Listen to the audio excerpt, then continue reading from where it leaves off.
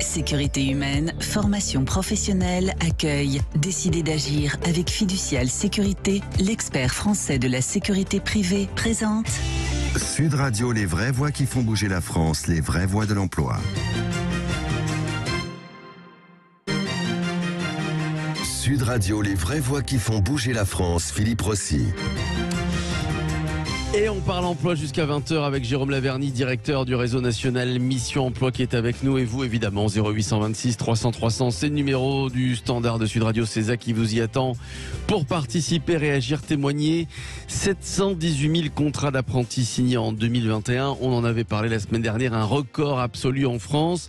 L'apprentissage qui a le vent en poupe. Le plan de relance du gouvernement a réussi à inciter les entreprises à recruter des apprentis. Et même plus, toujours grâce aux aides publiques, eh bien, certaines entreprises se sont lancées et ont créé leur propre centre de formation. Real Campus à Paris, par exemple, une académie à Montpellier. Il y en a beaucoup.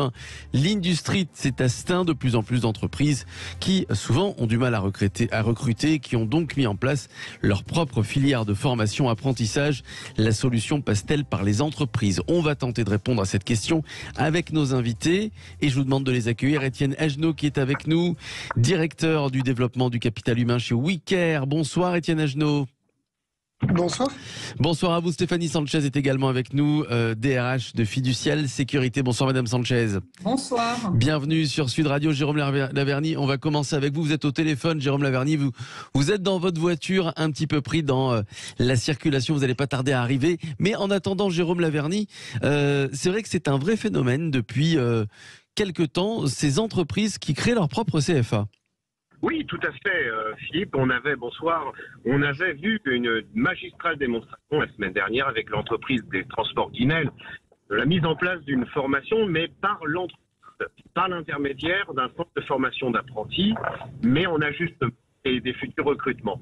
Aujourd'hui, on passe une étape supplémentaire dans la radiographie de ce développement de l'apprentissage et notamment dans ce qui a été permis par la loi, ce qu'avait anticipé un certain nombre d'entreprises avant qu'il soit dicté, à savoir la mise en place d'un certain nombre de parcours de formation par les entreprises elles-mêmes, voire même pour certaines d'entre elles, le montage d'un centre de formation d'apprentis. Alors, quels sont les avantages à tout cela? On avait vu la semaine dernière que Voie Royale au parcours du combattant, s'était-on interrogé. C'est vrai que parfois l'apprentissage comporte un certain nombre d'embûches. Ah, on vous entend pas bien, Jérôme. On vous entend pas bien, Jérôme. On va vous rappeler dans quelques instants. Étienne Agenot, directeur du développement du capital humain chez Wicaire. Pour un peu paraphraser ce que dit Jérôme Laverny, c'est vrai que de plus en plus d'entreprises, qui ont du mal à recruter aussi, mais pas que, ont décidé de créer leur propre CFA. Comment ça se passe chez Wicaire, Étienne Agenot? Vous avez votre propre centre de formation. Racontez-nous. Nous sommes en train de lancer notre propre CFA. Notre première promotion va démarrer au mois d'avril prochain. Donc nous sommes en plein dans la phase de lancement et de recrutement des apprentis qui vont rejoindre la première promotion de ce CFA d'entreprise. Alors pour qu'on comprenne bien, est-ce que c'est un CFA c'est-à-dire que ces apprentis seront destinés à des emplois pour tout le groupe Wicaire dans un premier temps, évidemment.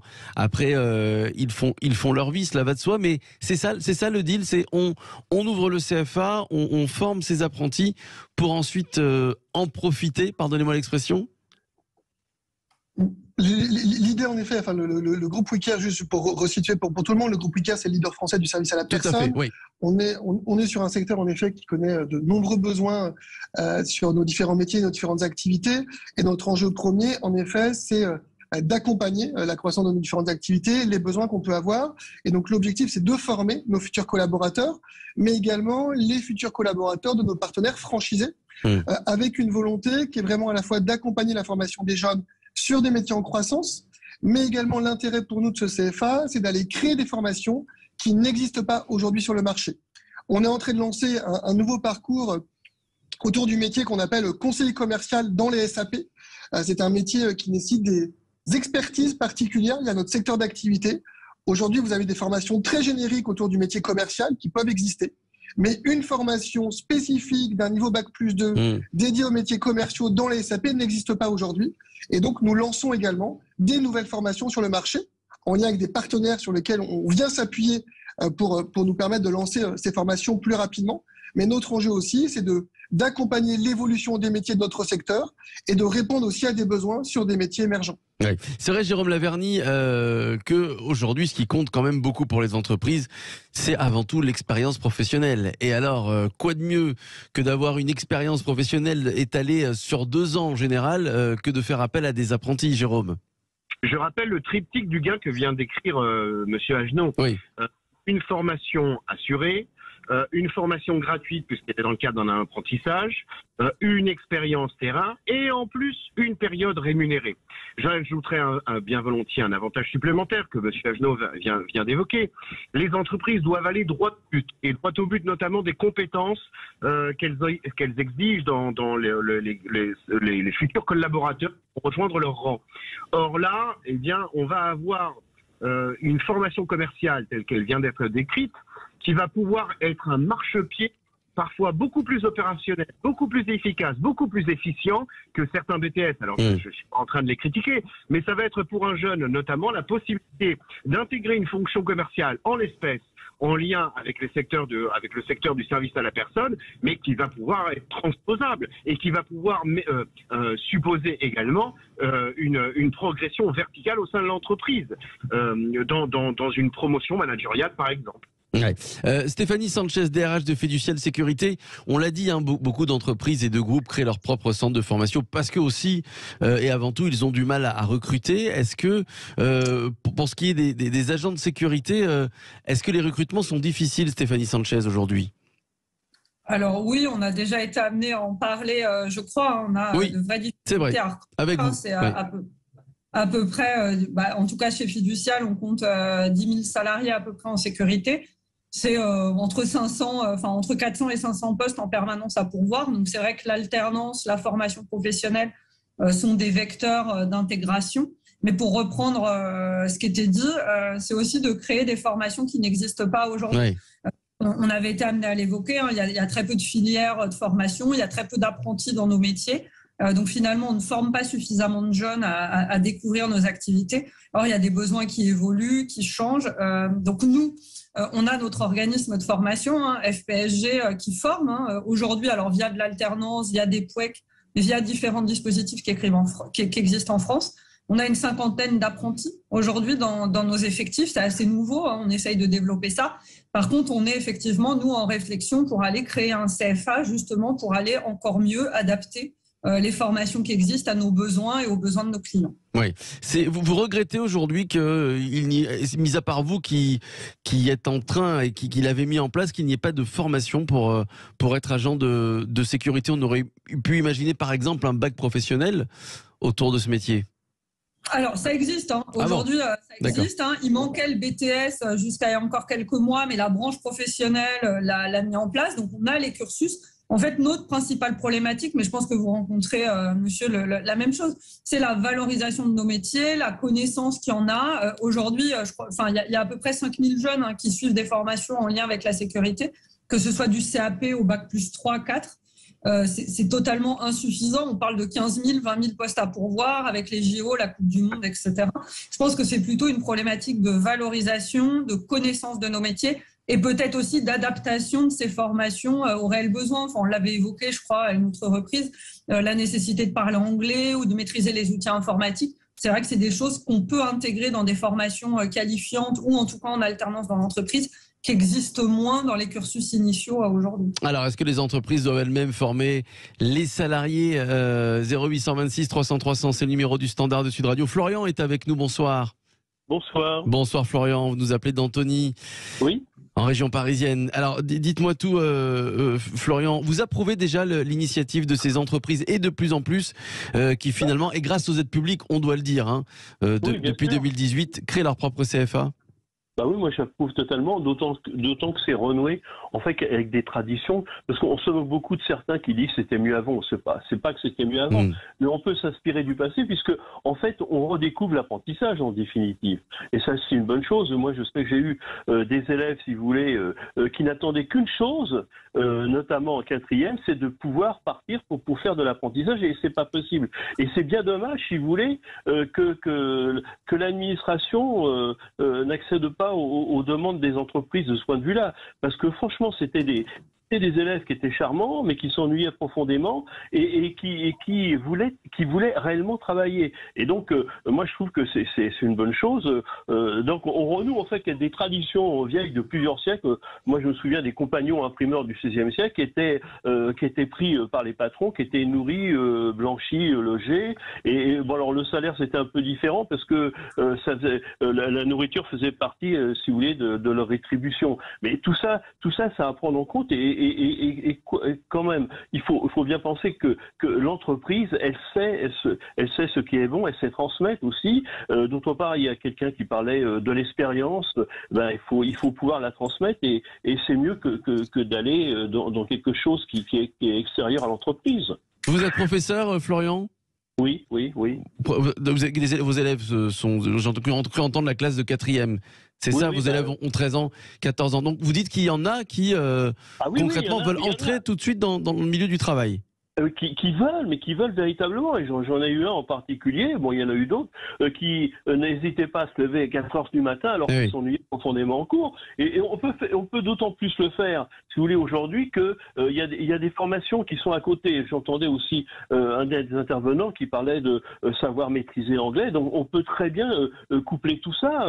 Mais c'est vrai que si ça se fait au sein de l'entreprise, moi je trouve que c'est plus cohérent. Que vous inspire le témoignage de Florian, Jérôme Laverny? Eh bien, écoutez, c'est exactement en adéquation avec une aspiration rampante dans une grande partie de la population, c'est-à-dire de faire du concret et d'essayer de renouer les apprentissages avec une perspective professionnelle. On a trop souvent séparé, voire divorcé l'éducation nationale de la perspective professionnelle. Bien sûr qu'elle a vocation à éduquer des êtres humains, mais un être humain va finir à un moment donné par travailler, et c'est précieux qu'il ait des apprentissages destinés à ce point-là. Petit détail, on avait relevé et les embûches de l'apprentissage la semaine dernière, le fait qu'il était difficile parfois pour un jeune de trouver une entreprise. Eh bien, ces CFA d'entreprise permettent de résoudre cette problématique.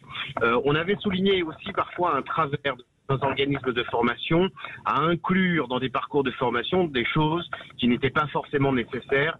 C'est encore un avantage de ces CFA d'entreprise. Donc vraiment, il y a là quelque chose. Et puis il y a le rythme aussi, des rythmes qui sont parfois un peu chaotiques dans certains CFA, 2 jours de cours, 3 jours d'entreprise, c'est très mauvais.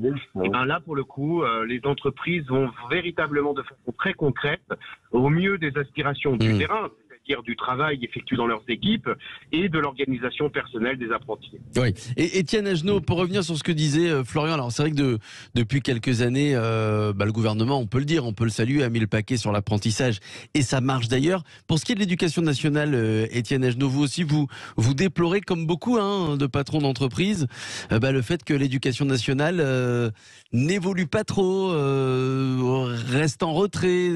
On a l'impression que l'éducation nationale ne veut pas comprendre que finalement l'apprentissage c'est bénéfique pour tout le monde, et pour nos jeunes et pour vous, patron d'entreprise. Étienne Agenot. Je pense que les actions qui ont été mises en place par le gouvernement là sur 2020-2021 et ce qu'on vit en ce début d'année montrent bien en tout cas la prise de conscience de l'intérêt de l'apprentissage dans le développement de chacun. Moi, je suis moi-même issu de l'apprentissage, donc j'en suis ultra convaincu. J'ai fait mon bac+5 en apprentissage, et on a parfois cette image, en effet, que l'apprentissage sert quelques métiers, mais ça sert bien tous les métiers. Donc non, aujourd'hui, je pense qu'on est tous convaincus. Les organismes publics, les écoles, tout le monde travaille sur le sujet. Après, il est important aussi, de tenir compte aussi des modalités d'apprentissage pour tous. Certains vont préférer le format classique de formation qui inclut peut-être plus un stage que de l'apprentissage. Certains seront plus à l'aise dans le mode de formation par apprentissage. Ce qui est important, c'est que chaque jeune puisse trouver sa voie, quelle qu'elle soit, sous quelque format qu'elle soit. qu'il n'y a pas un seul format, il y a plusieurs formats qui doivent pouvoir convenir à chacun et que chacun puisse trouver sa voie à sa façon sur le sujet. Ouais, et notre enjeu à nous, il est bien là, mais il est voilà d'aller proposer aussi d'autres dispositifs pour accompagner chacun dans sa formation, y compris les gens qui sont en reconversion aussi, qu'on va pouvoir accompagner par de l'apprentissage ou par de la professionnalisation. Et donc ça, c'est important, c'est vraiment de pouvoir accompagner chacun dans des parcours d'apprentissage qui vont convenir à chacun. Chacun va pouvoir trouver sa voie et il n'y a pas un seul format idéal pour tout le monde. Ouais. Qu'on comprenne bien, Stéphanie Sanchez, DRH de Fiducial Sécurité, comment ça se passe concrètement. Alors souvent, quand on est agent de sécurité, c'est souvent un poste de reconversion, Stéphanie Sanchez. Oui, alors aujourd'hui, en général, nous, on a des apprentis, comme je vous le disais, entre une quarantaine, mais on a surtout beaucoup de dispositifs que vous devez aussi utiliser, de POEC ou de contrats de professionnalisation. Ouais. Au contraire, plutôt être sur des reconversions professionnelles, donc souvent avec des personnes qui ont été en rupture avec l'éducation nationale, qui ont abandonné l'école, entre guillemets, et où on va remettre en place des dispositifs de formation en alternance également, parce que nous, on est assez attachés au fait qu'ils soient en centre de formation, en apprentissage et en même temps sur le terrain. Donc, c'est en permanence, on a 4, 5 ou 6 sessions en cours dans l'entreprise, donc c'est une cinquantaine de personnes qu'on forme comme ça, avec plutôt des bons résultats, que ce soit en fidélisation dans l'emploi, puisque comme vous le disiez Jérôme, souvent c'est de trouver une entreprise ou de trouver un job après les formations. Là au moins ils sont directement intégrés chez nous et ils y restent la plupart du temps. Ouais. On va se retrouver dans quelques instants. Restez avec nous. Merci à Florian qui nous appelait d'Antony et qui a témoigné, voilà, puisque Florian est professeur et donc il a bien expliqué que ses élèves de 4e, par exemple, voulaient sortir de l'école pour rentrer dans l'apprentissage. C'était un petit peu compliqué. On va se retrouver dans quelques minutes avec vous. 0826 300 300 apprentissage. La solution passe-t-elle par les entreprises? On poursuit le débat avec Jérôme Laverny, avec Étienne Agenot, directeur du développement du capital humain chez Wiker, et puis vous venez de l'entendre, Stéphanie Sanchez, DRH de Fiducial Sécurité. Restez avec nous, à tout de suite.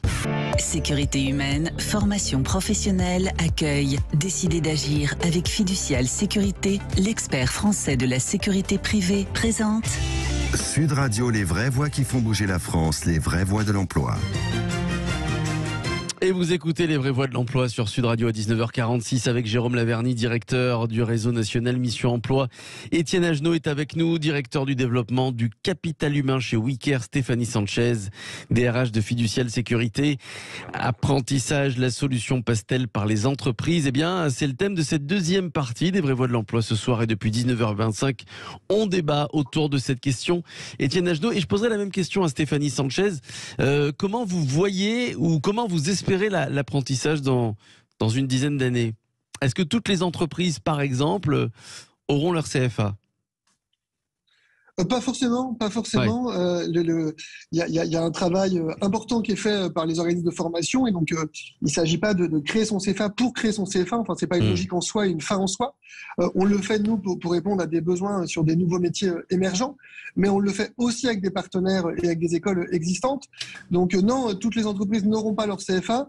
Par contre, voilà, toutes les entreprises, je pense, continueront en tout cas d'investir dans l'apprentissage, dans la formation des jeunes sur le sujet. Donc voilà, pour répondre à votre question. Ouais. C'était évident pour vous de créer votre propre centre de formation, ou vous avez mûrement réfléchi, vous avez pesé le pour et le contre? Oui, c'était évident. Le groupe Wiker a déjà créé son organisme de formation en 2007. On a aujourd'hui l'Académie des services à la personne qui existe, qui forme tous nos collaborateurs, qui forme déjà sur des parcours certifiants. Tous les collaborateurs qu'on embauche en CDI, tous nos responsables d'agence ont la possibilité de pouvoir intégrer un parcours pour obtenir un diplôme de Bac+2 ou de Bac+4 dans les services à la personne. Et donc le CFA s'inscrit dans cette continuité de logique par rapport à ça. Et puis il répond à une ambition forte, parce qu'on a une ambition sur l'année 2022 de recruter au moins 1000 apprentis, qui est l'ambition qu'on se fixe. Donc tout ça s'inscrit bien dans notre ADN de formation, d'accompagnement, de développement de nos collaborateurs.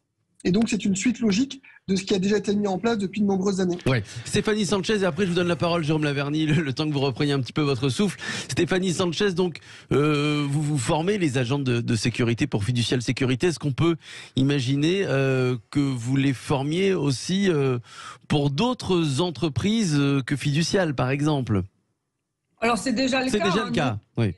On a un organisme de formation important, donc avec 3 ou 4 emprises en France, notamment à Paris. C'est-à-dire que les entreprises, qu'on comprenne bien, ne forment pas que pour leurs propres besoins. Alors en tout cas, nous, l'organisme, chez nous, l'organisme fiducial FPSG, bien évidemment, a un service qui forme pour nos propres besoins, on l'a évoqué, mais on a également d'autres entreprises de sécurité qui viennent former leurs collaborateurs chez nous, voire d'autres entreprises également qui viennent faire des formations, alors là, non pas diplômantes ou qualifiantes, mais des formations régulières sur des compétences qu'on a, puisqu'on a des démarches, nous, pédagogie, qui s'appellent, dites de pédagogie active, donc qui sont prisées et assez adaptées, on va dire, à l'environnement professionnel qu'est le nôtre. Donc, non, on est ouvert à tous. C'est d'ailleurs pour ça qu'on fait des POEC. Certaines sont dédiées à Fiducial pour qu'on y mette des parcours de formation adaptés à ce que nous, on souhaite. Mais après, l'organisme s'adapte également aux besoins de ses autres clients, qui sont nombreux d'ailleurs. Ouais. Jérôme Laverny. Alors, plusieurs choses. Alors, tout d'abord, on a vu à plusieurs reprises, et par le témoignage d'un certain nombre d'entreprises sur ce plateau, qu'il y a un diplôme qui aujourd'hui est universellement demandé en France, tout secteur confondu, tout poste confondu, qui est celui que rangent certaines entreprises sous un concept un petit peu opaque, parfois, de savoir-être. En somme, de comportement professionnel, d'adaptation effectivement avec. Alors c'est pas simplement qu'une histoire de ponctualité, c'est parfois une histoire de savoir s'exprimer à la fois à l'oral, à la fois à l'écrit. Et force est de constater que une intégration au sein d'une entreprise va être aussi un levier pour acquérir ce véritable diplôme universellement demandé. Un CFA d'entreprise, c'est aussi un CFA, je le disais tout à l'heure, qui va droit au but, y compris du point de vue du contenu pédagogique. Stéphanie Sanchez rappelait qu'il y a déjà, oui, certes, des bacs pro sécurité, mais qui doivent alimenter le parcours pédagogique d'un élève sur 2 ans. Alors vous imaginez bien que pour l'alimenter, on y met tout un tas de choses, et parfois des choses, reconnaissons-le, qui ne sont pas forcement utiles. Et puis, donc qu'est-ce qu'il faudrait faire? Supprimer par exemple c'est ce que font les entreprises. Vous voyez, le parcours de conseiller commercial, Monsieur Agenot, c'est combien de temps pour l'obtention du diplôme? C'est 14 mois de formation. Voilà, 14 mois. Donc ça veut dire qu'en 14 mois, une personne va acquérir des compétences commerciales immédiatement exploitables en comparaison d'un BTS qui, lui, va s'opérer sur 2 ans et qui ne dit rien du point de vue du secteur et de la rentabilisation. Vous comprenez bien que ça vaut de l'or ce que fait O2, là, en l'occurrence, en créant ce parcours commercial qui, là, pour le coup, est sur le service à la personne. Et c'est pas ce que je vous souhaite, Monsieur Agenot, mais dont on pourrait très bien imaginer que demain, un apprenti suivant cette formation-là puisse basculer sur un autre secteur. Oui. Tiens, je vous poser la même question, Jérôme Laverny. J'ai pas entendu votre réponse. Comment l'apprentissage, dans une dizaine d'années, comment il peut l'imaginer? Alors, je ne sais pas si vous avez la réponse à cette question. Comment ça se passe dans les autres pays, l'apprentissage? Alors d'abord, ça se passe avec un esprit sans aucun doute différent. Et encore une fois, on en a aussi déjà parlé ici, et notamment une appréciation, une estime très différente du point de vue des métiers manuels. Parce que l'apprentissage, ça veut tout et rien dire. Et s'il y a un apprentissage qui pâtit, qui souffre encore d'un manque de candidats, c'est précisément l'apprentissage sur les métiers manuels, parce que ces mêmes métiers manuels ont été trop dévoyés, trop méprisés pendant un certain nombre d'années, et puis pour certains d'entre eux, ils sont complètement ignorés. Donc je pense qu'il y a un effort à faire qui est considérable sur l'orientation, sur la formation des professeurs qui, n'ayant pas vocation à être des conseillers d'orientation, vont néanmoins apporter certains éclairages sur la façon dont de s'orienter. Il faut aussi que les parents, les profs, les élèves prennent conscience que intégrer un secteur, intégrer un métier, ça n'est pas rentrer dans un silo complètement fermé, dans un tunnel sans sortie. Aujourd'hui, c'est vraiment quelque chose de très courant que les gens changent de secteur. On l'a aussi démontré sur ce plateau.